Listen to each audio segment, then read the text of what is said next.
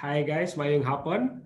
My name is Eddie Ybañez and I'm the current co-founder and Chief Technology Officer of Payroller and Pasajab, and also the current CEO of my own software development company, DXForm. So basically, Payroller is the most comprehensive and customizable human resource management system designed and built for Philippine businesses. And Pasajab, which is one of the presenter of this event, is a long chain referral platform. Basically, it helps you find a job if you're looking for one, or lets you earn a referral fee when you connect the right candidate to the job. So it basically lets you monetize your own contact list.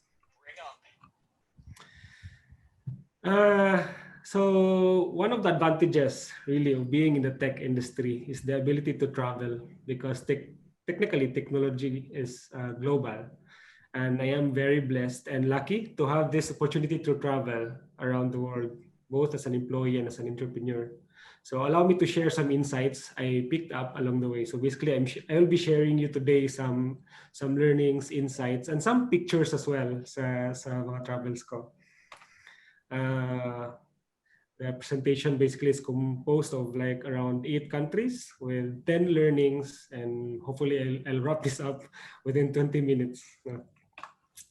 Okay, so first, during my final years in college, I was fortunate to intern into one of the multinational companies here in Cebu.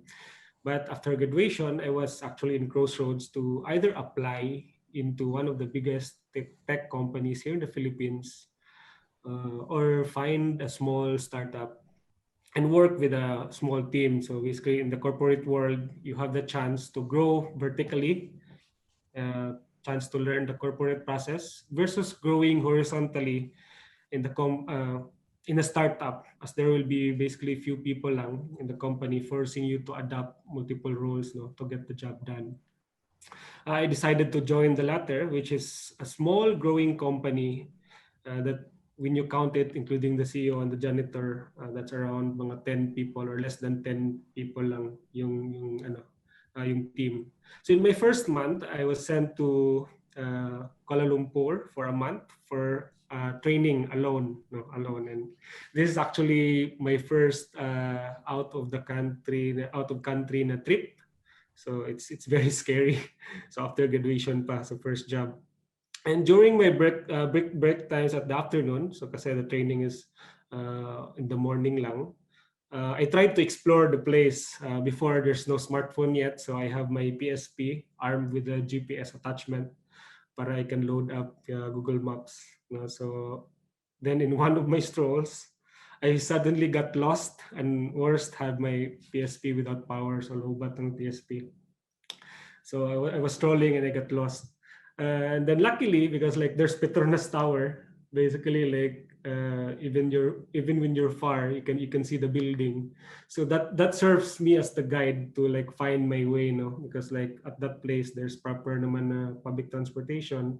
So I actually like parang navigated my way into Petronas Tower. So I guess my insights for this is basically when you start, it's very understandable that you're basically lost. So especially after graduation, for the graduating students, you don't know what to do. So what's very important lang is to have a guide. So mo ni siyang ito yung Petronas Tower sa slide ko. And with that guide, then you can now explore ways or navigate your ways to find where you're good at. So as long as you have this parang anchor, then it's good to go na. So try to explore opportunities with your goal as the guide. So some pictures of the trip. And then next, interesting to na trip, I was sent to India. This around 2010, I think, to explore solutions for national ID system. So I think the government just launched their ID system this month. But as early as 2010, actually, we were tasked to explore solutions for this.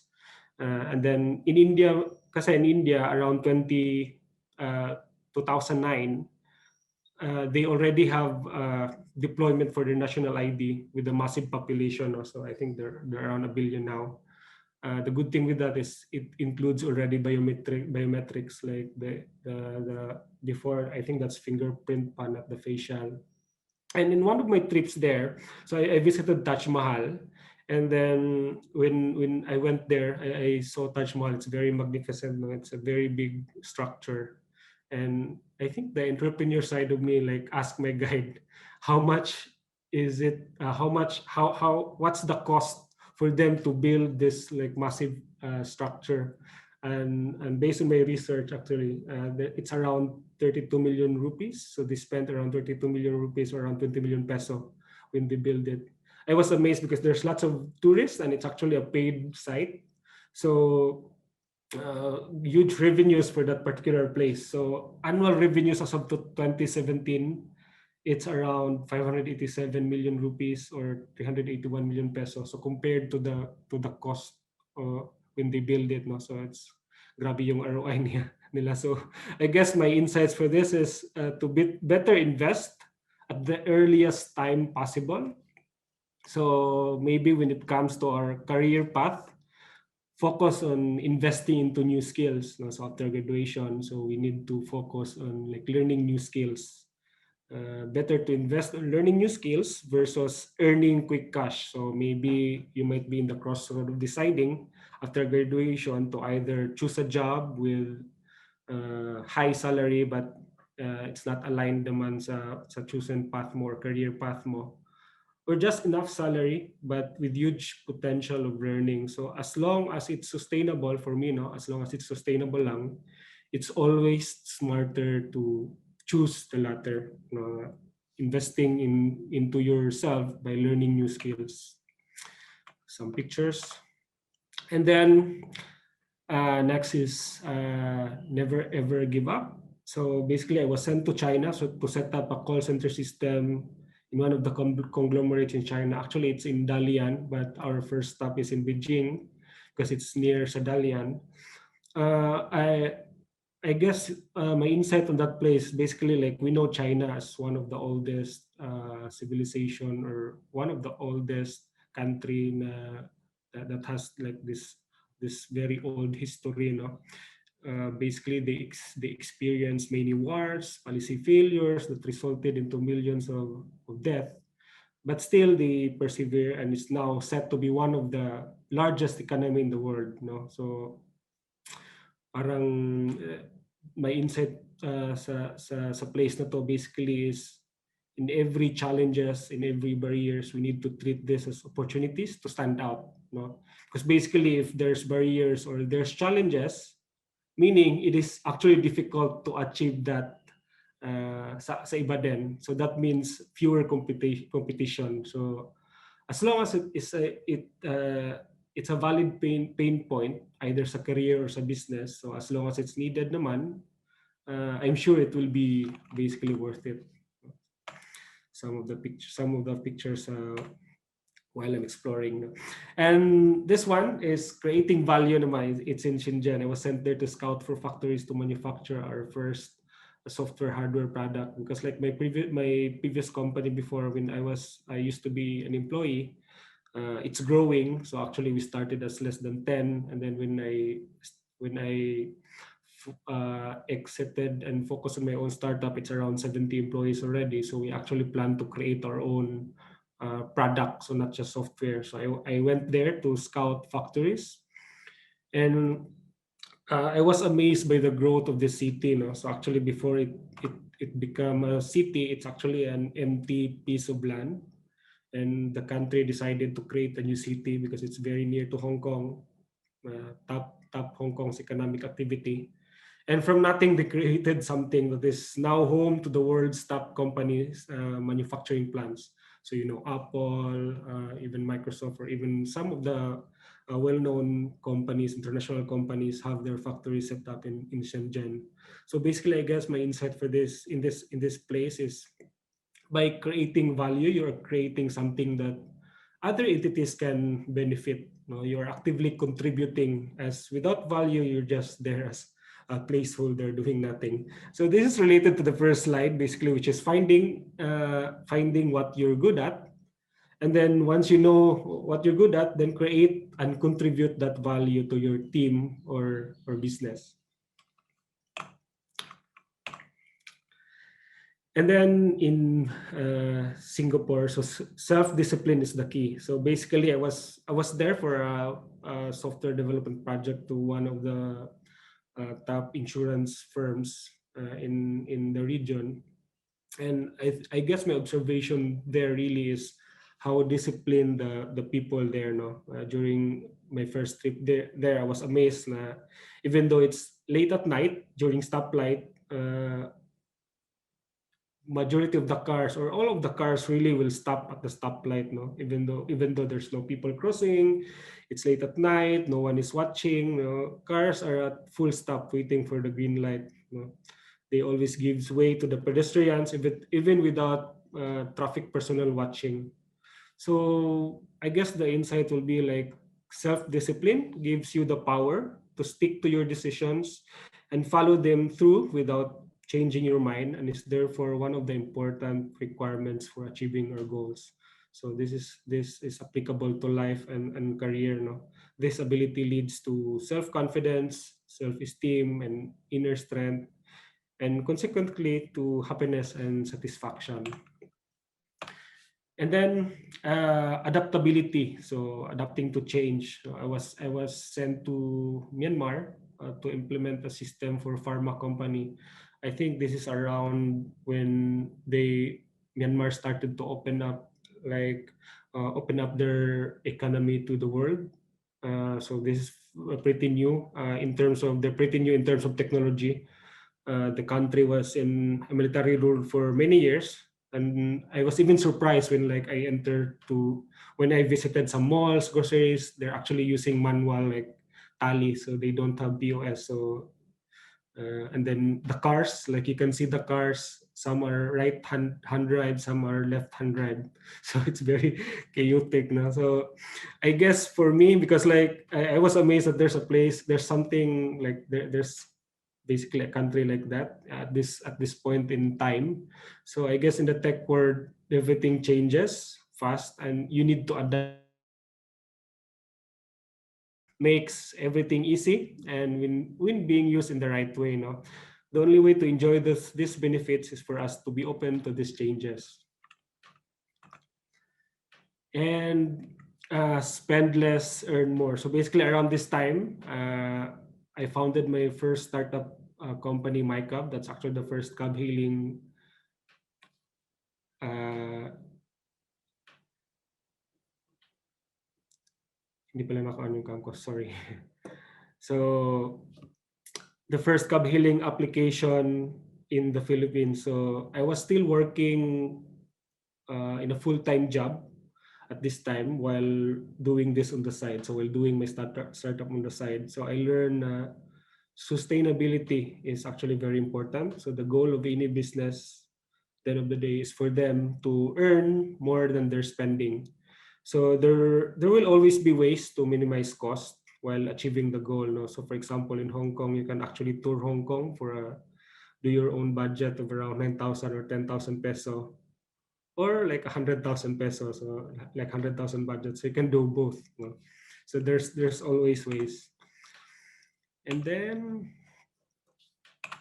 next is so in LA, level up. So this is actually one of the most interesting trips that I had when during my startup during my previous company, which operates also like a startup incubator. So one of the startups that are incubated in our company got an investment from the man himself, so Kobe Bryant. We've been meeting for a week near their team's practice stadium. So there's a hotel near the stadium. We're meeting there every day to design the final product. So Kobe Bryant actually come and go during break times, and I was actually amazed on how smart he was. So he always emphasized to always level up. So in doing something, either in tech or in life, it's always better to be the first, or if not the first, to be better. So he always emphasized that we need to level up. If this is a new thing, it's nice, and then we need to be always better. If may nauna na, so we need to be unique. Vale. And then in partnership with the Philippine Consulate in San Francisco, we were actually invited to Stanford to pitch our startup there. So after after in LA, we go straight to Silicon Valley. We're pitching to possible investors in Silicon Valley. So we meet lots of interesting startups there and was amazed on how the final ideas that they're pitching are actually from many iterations from their original startup idea. So while it's very important, so it's in the previous slide, to never ever give up, it's a must as well to gather actual data and move on if it doesn't work. So it seems that it is very important to learn from your experience, even from your failures, and use that newfound learnings to develop or even pivot to whatever you're doing to the next big thing, and again, gather data. So basically, it's like a cycle that we need to keep repeating until we reach success. So this is applicable to career and career life and even and business. Some pictures, picture, and I think this is the last item. So I was invited to New York. This is around 2018 to talk in a panel for BlackBerry's annual event. It's a very nice place, and majority of the startup ideas are actually already set up there. So like there's a cab hailing, there's a private car hailing already in place, a bike sharing platform, even a Wi-Fi enabled waiting area, with advertising as its main revenue source. It's already in place basically. So it's a realization of maybe majority of our ideas, and you can't tell the people passing there that you thought of that idea first. So at the end of the day, ideas are nothing without execution. So if you have a unique idea and you know it's very good, you need to realize it, or else someone else will. So yeah, so that sums up the places and learnings that I want to share today. And I have been actively applying these insights as I grow and do more ventures. So aside from Payruler, Pasajav, and DX, these are some of my recent projects during pandemic. So recent lang to. We built, so we have WeTrace. So we built this sometime around March last year. So it's a contact tracing application and data platform which is now being used in the whole Region 7 as their main data platform. And we recently developed this digital voucher. So late last year, this works like your e-wallets, but it's being used by LGUs naman for cash assistance. So currently now it's being used by Cebu province, processing around 100 million peso worth of financial assistance to the select beneficiaries. So instead of giving or handling them out cash, what the LGU does is use our QR codes, and these QR codes, so it's not cash, but these QR codes are now being used to transact to partner merchants. And then merchants will know lang because like it's a beneficiary. So you cannot use the funding for a reband or to buy like alcoholic drinks. No? So it's limited. It's just for the immediate use. So the merchants will know what items you need to buy. And then since it's not cash, so it's very limited and it's controlled. And the LGU has access to data of the things that the beneficiaries bought for the assistance. And then you might be familiar with the common e-wallets now and how it's basically acting as your digital bank account.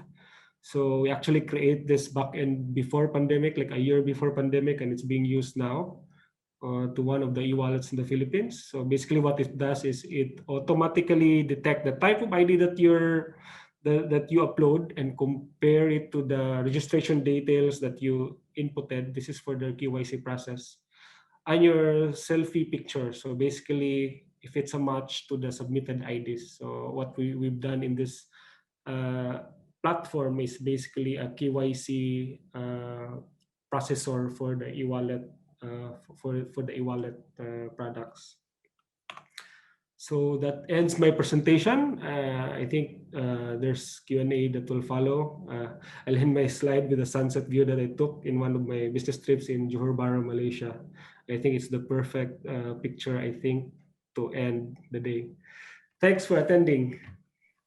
Back to you, Yay. Mariel. Thank you so much, Eddie. I didn't know you had all that experience. And parang listening to that, my gosh, is Eddie is 60, 70 years old. It's like you've lived through an entire lifetime. But that's so exciting. And I didn't even know the Kobe Bryant part. Parang, I'm personally shocked. I've been working with Eddie for almost a year now, but I did not know that. But that's so exciting. So, siguro just a few questions. Not just for me and not just for the people in this room, but also those who will be watching this replay when we upload it on YouTube. So, siguro my first question is, what is your advice for people who are interested to pursue a career in tech but did not graduate from a computer science course? Like, much like me, late ko na lang nalaman na, oh my gosh, tech is so exciting and I want to actually pursue a career here. Pero I'm a journalism graduate. So minsan when Eddie and some of our devs are talking, I'm like lost in all the technicalities. Pero I mean, of course, they're kind enough to explain it na understandable. But yeah, I'm sure there's a lot of meron kang mabibigay na advice to people like me who are just starting out with this path. Yeah, so thanks for the question, Meryl. No? So the good thing with technology kasi or yung the career in tech bale is everything is available on the internet because it's technology, no? So it's global. All the information related to that stuff is publicly available. So you don't actually need to be a graduate of either computer science, engineering, or information technology to go on that path, no? So all you need to do lang as so I think this is very important.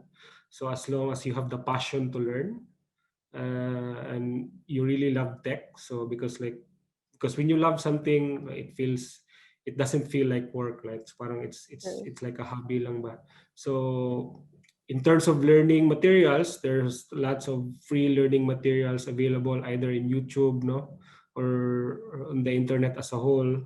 If you have a little budget naman, so there's actually online courses available either in Udemy or on those some of the platforms, no. So all of these are publicly available and accessible.